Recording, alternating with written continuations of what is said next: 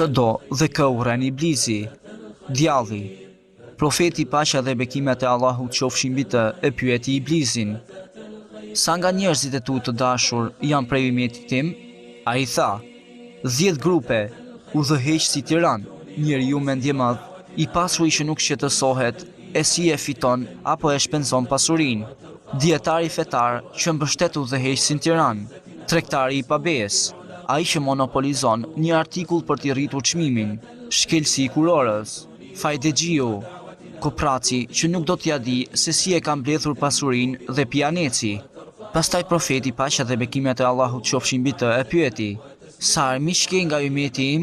Ai tha: 20 grupe. Ty, Muhammed të urrej, dietarin që vepron sipas dijes tënde,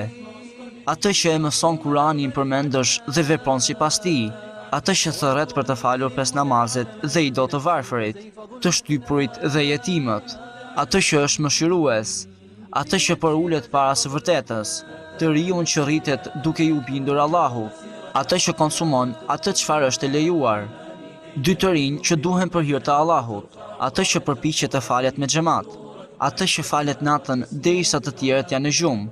atë që përmbahet nga e ndaluara, atë që e këshillon me sinqeritet vëllaun e tij, pa pasur ndonjë motiv të fshehtë, atë që qëndron vazhdimisht me abdes, bujarin, atë që ka karakter të mirë, atë që konfirmon të vërtetën e asaj që Allahu i ka garantuar, atë që sillet mirë me gratë e veja e të ndershme, dhe atë që përgatitet për vdekjen.